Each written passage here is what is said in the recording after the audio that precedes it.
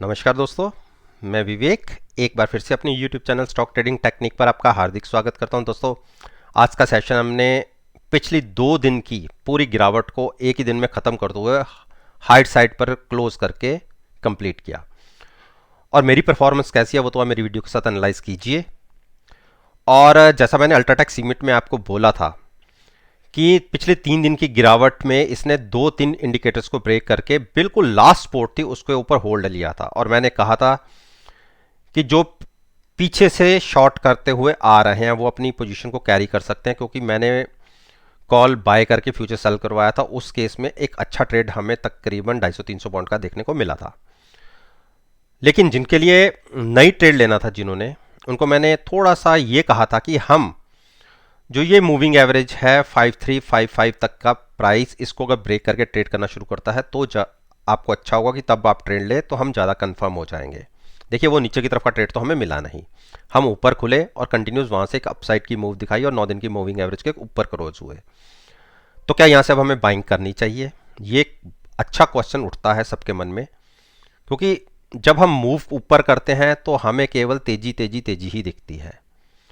और जब हम नीचे गिर रहे थे तो हम एक बहुत बड़े बेरिश साइड पर हमें दिखना शुरू हो गया था।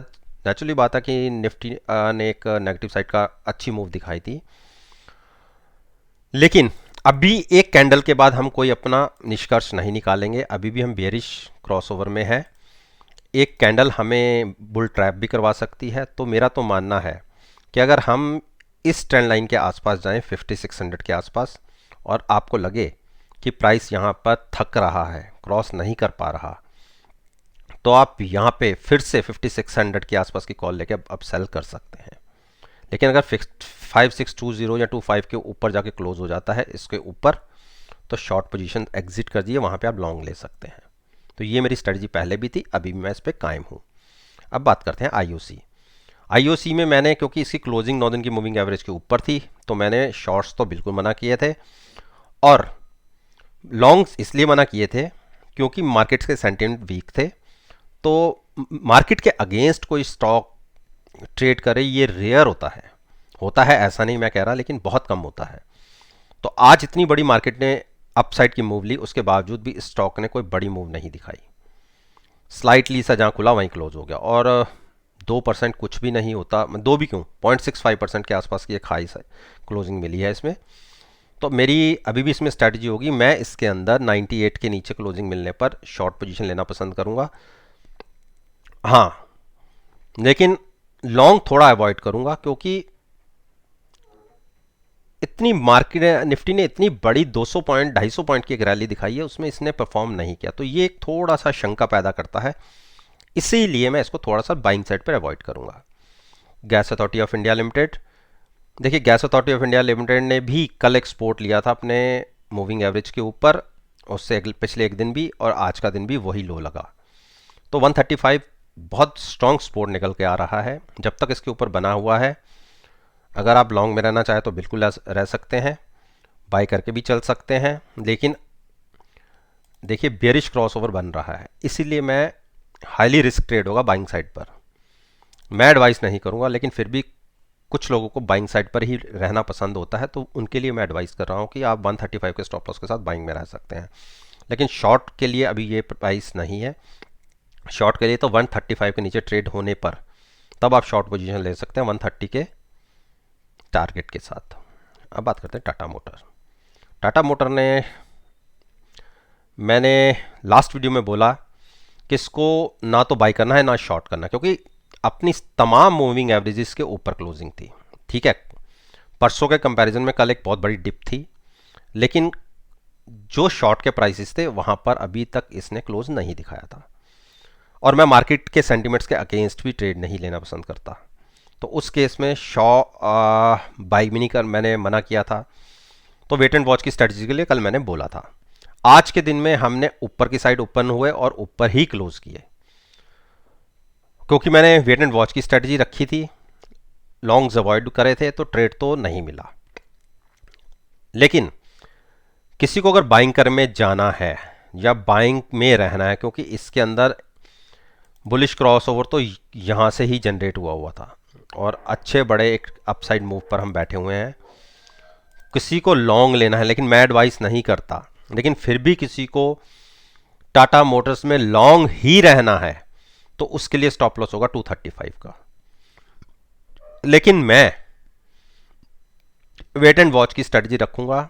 प्राइस अगर नीचे आए, अगर 235 ब्रेक कर दे तो ज़्यादा अच्छा होगा। शॉर्ट में आपको रेट जल्दी मिलते हैं तो उस केस में 220 के टारगेट्स आपको देखने को मिल सकते हैं, लेकिन 235 से पहले कोई शॉर्ट पोजीशन नहीं बनानी।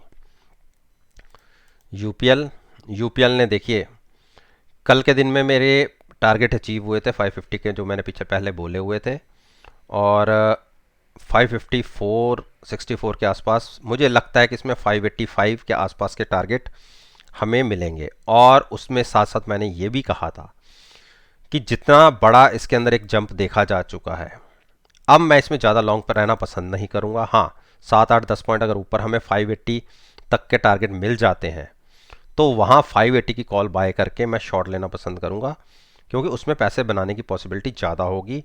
उस केस में 550 के टारगेट आपको बहुत तेज़ी से देखने को मिल सकते हैं। तो ज़्यादा इसके अंदर मुझे अभी अपसाइड की मूव दिखती नहीं है, जब तक कि एक बड़ी करेक्शन तकरीबन 30-40 पॉइंट की ना दिखे। तो उस करेक्शन के लिए अगर प्ले करना है तो हैजिंग के साथ ही आप कोई मूव ले लीजिएगा शॉर्ट साइड पर। हीरो मोटोकॉर्प ने देखिए 3175 पर नीचे सपोर्ट लिया, और यही वो एक सपोर्ट लेवल है जिसके बार बार ये ऊपर निकलता है फिर घूम फिर के नीचे आ जाता है।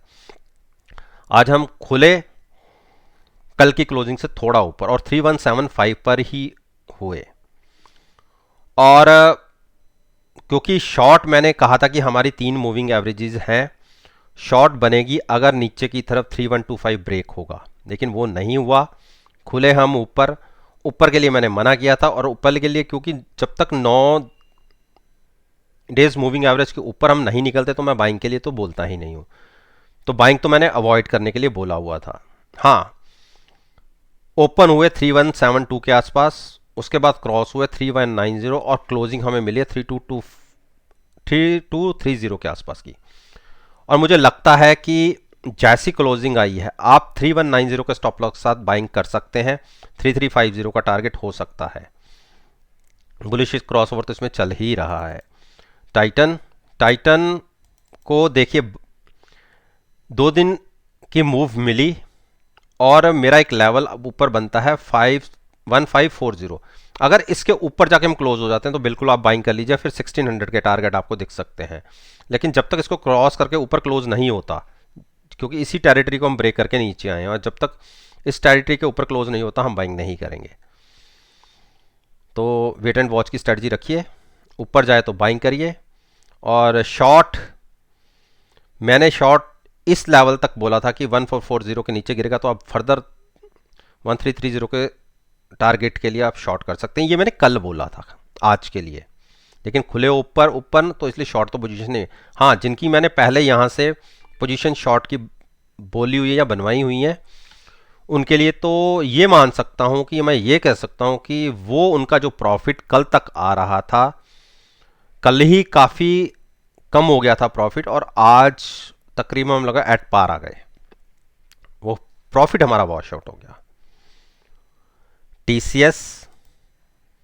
टीसीएस ने देखिए वेट एंड वॉच की स्ट्रेटजी मेरी इसमें भी थी, मैंने इसमें भी बाइंग करने के लिए बिल्कुल अवॉइड किया था, शॉर्ट भी मना किया था। शॉर्ट मैंने कहा था 3180 से या नीचे नहीं आता, 3165 या 3160 से नीचे नहीं ट्रेड करना शुरू करता तब तक शॉर्ट नहीं लेना।